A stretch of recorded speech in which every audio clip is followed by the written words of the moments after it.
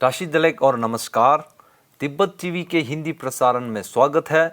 Tibet TV के साप्ताहिक हिंदी समाचार में हम दर्शकों को परम पावन दलाई लामा, वर्तमान तिब्बत के परिस्थिति, निर्वासन में तिब्बत तथा तिब्बत मुक्ति साधना के संदर्भ में वैश्विक कार्यक्रमों का जानकारी उपलब्ध कराते हैं। आपके साथ मैं हूं तेंजिन पेलजोर। देखिए इस सप्ताह के प्रमुख खबर। परम पावन दलाई लामा जी द्वारा एशियाई समूह के अनुरोध पर 3 दिवसीय प्रवचन। परम पावन दलाई लामा जी ने बच्चों के शिखर सम्मेलन में बताया कि आज की बच्चों में बेहतर भविष्य की आशा है। परम पावन दलाई लामा जी का वरिष्ठ लेखक एलेक्स मॉरिस के साथ विशेष साक्षात्कार।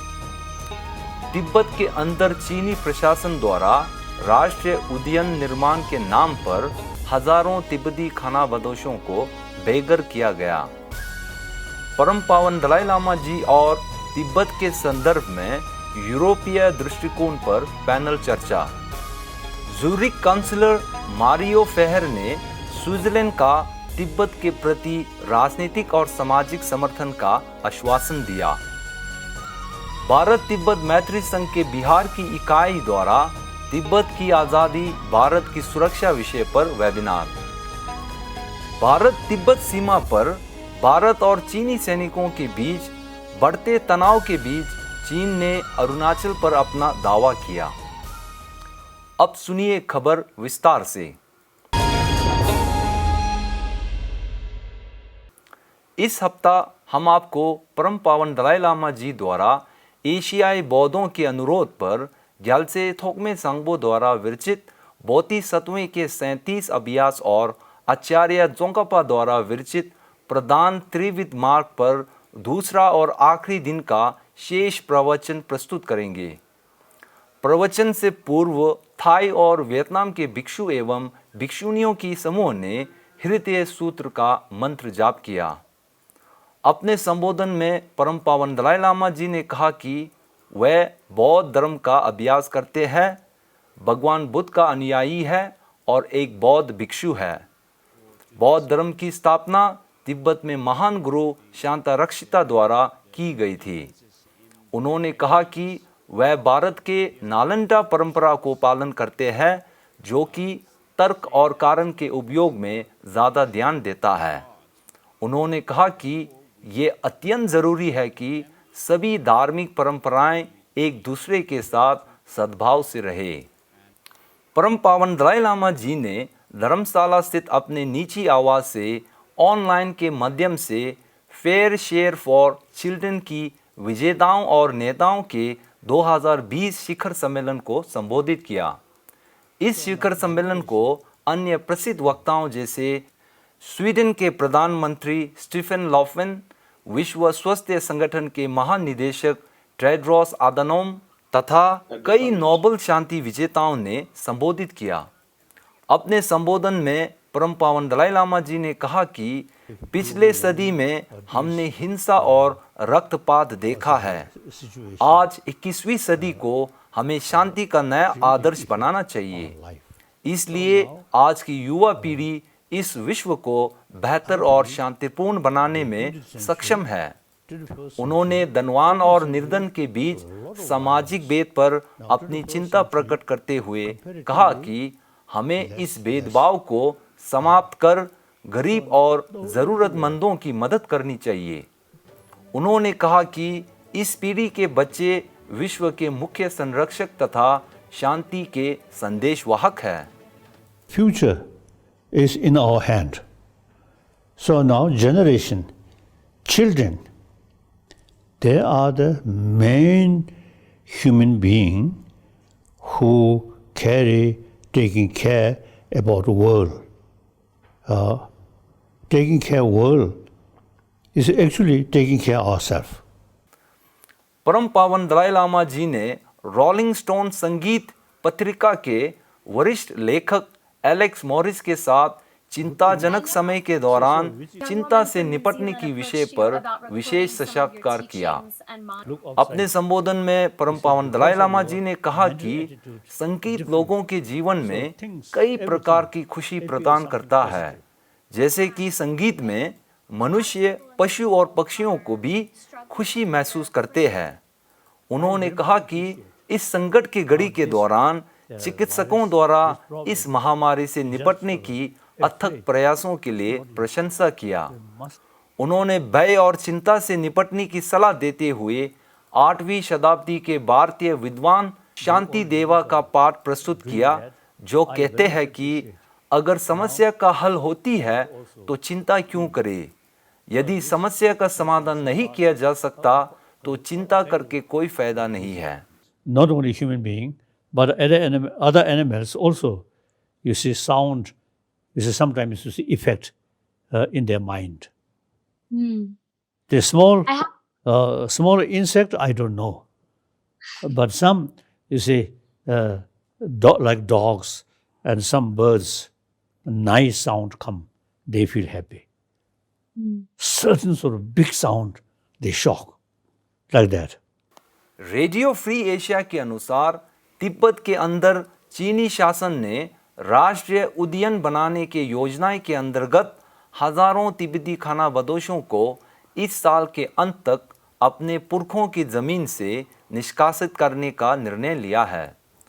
ऑस्ट्रेलिया स्थित पूर्व तिब्बती राजनीतिक बंदी श्री छिरिंग थोंडरुप के अनुसार कोई भी तिब्बती जो चीनी शासन के खिलाफ बोलता है उसे गंभीर राजनीतिक परिणामों का सामना करना पड़ता है। उन्होंने कहा कि वास्तव में चीनी सरकार ने पर्यावरण संरक्षण के नाम पर तिब्बती लोगों के प्राकृतिक जीवन शैली को पूरी तरह से खत्म कर दिया है। इसी 4 सितंबर 2020 को ब्राजील स्थित तिब्बत कार्यालय द्वारा परम पावन दलाई लामा जी और तिब्बत के प्रति यूरोपीय दृष्टिकोण विषय पर ऑनलाइन पैनल चर्चा का आयोजन किया गया था। पैनल चर्चा से पहले तिब्बती लोकतंत्र दिवस पर जारी किए गए मैं यूरोपीय संघ की स्वभाव का प्रशंसा करता हूं नामक वीडियो का प्रदर्शन किया गया। इस पैनल चर्चा के मुख्य वक्ताओं में केंद्रीय तिब्बती प्रशासन के सिक्योंग डॉक्टर लोब्सांग संगे, यूरोपीय संसद में तिब्बती इंटरेस्ट ग्रुप के अध्यक्ष श्री मिकलस पैक्सा, बेल्जियम सांसद श्री सैम्यूल कोकलाठी तथा तिब्बत कार्यालय के प्रतिनिधि श्री टाशी फुनसोक शामिल थे। अपने उद्घाटन भाषण में डॉक्टर सांगे ने वर्तमान तिब्बत में मानव अधिकारों की परिस्थिति और यूरोपीय संघ का परम पावन दलाई लामा जी तथा तिब्बत के प्रति समर्थन पर संबोधित किया।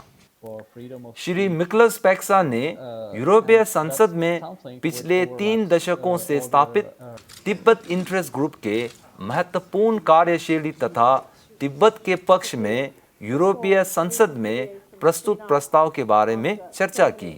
गत 8 सितंबर 2020 को जूरिक स्थित तिब्बती समुदाय के 5 तिब्बती युवाओं ने जूरिक से जिनेवा तक के लिए 10 दिवसीय शांति पद यात्रा का आयोजन किया है।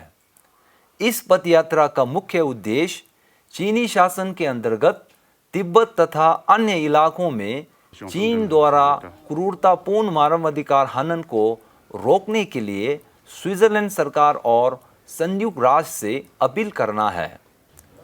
जूरिक काउंसिल कैंटन के सदस्य श्री मारियो फेलर द्वारा पदयात्रियों का झंडा दिखाकर रवाना किया गया। अपने संबोधन में श्री फेलर ने कहा कि तिब्बत के मामले को स्विट्जरलैंड राजनीतिक और सामाजिक रूप से समर्थन करता है। उन्होंने कहा कि इस शांति पद यात्रा का उद्देश्य तिब्बत समस्या के समाधान को परम पावन दलाई लामा जी के प्रतिनिधि और चीनी सरकार के बीच वार्ता के माध्यम से सुलझाना है।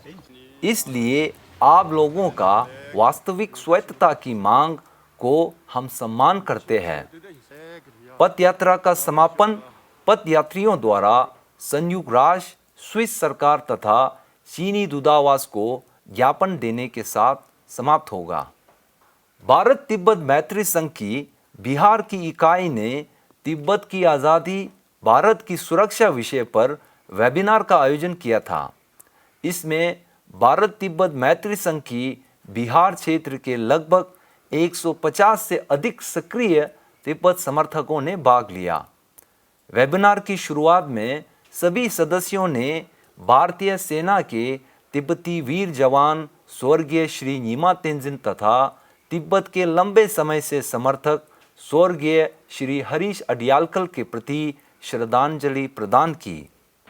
इस बैठक की अध्यक्षता करते हुए भारत तिब्बत मैत्री संघ के महासचिव श्री सुरेंद्र कुमार ने तिब्बत की आज़ादी का भारत की सुरक्षा, संप्रभुता तथा अखंडता पर महत्व के बारे में जानकारी दी।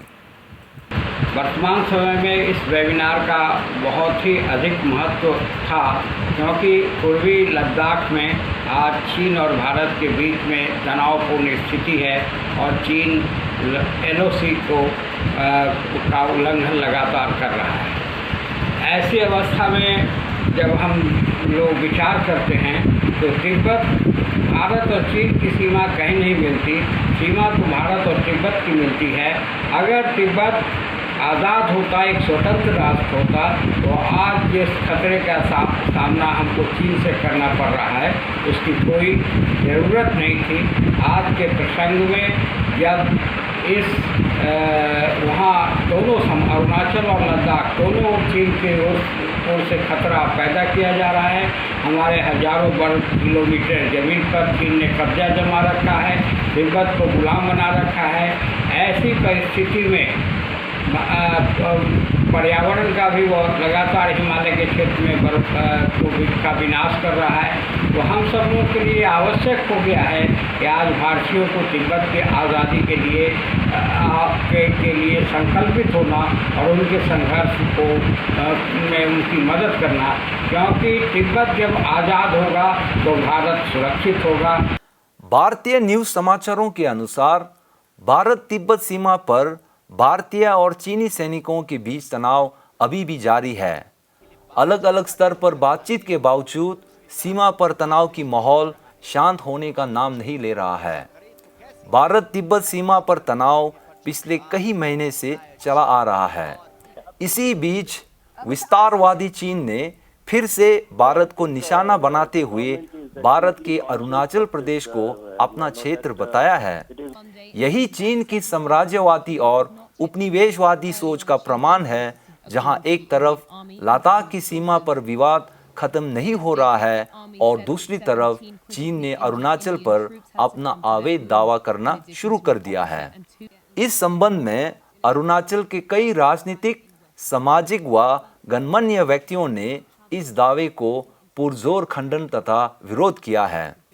चीन ने विभिन्न अवसरों पर भारत के कई नेताओं की अरुणाचल दौरे पर आपत्ति जताता रहा है। इतिहास गवाह है कि जब से उपनिवेशवादी चीन ने स्वतंत्र तिब्बत पर अपना अवैध नियंत्रण किया है, तब से एशिया के सभी देशों पर चीन घुसपैठ तथा अपना विस्तारवादी प्रभाव बढ़ाता रहा है। इसलिए तिब्बत समस्या की समाधान भारत की सुरक्षा दृष्टि से अत्यंत जरूरी है। इस हफ्ते के लिए फिलहाल इतना ही समाचार प्रस्तुत है। दीजिए हमारी पूरी न्यूज़ टीम को इजाज़त। धन्यवाद।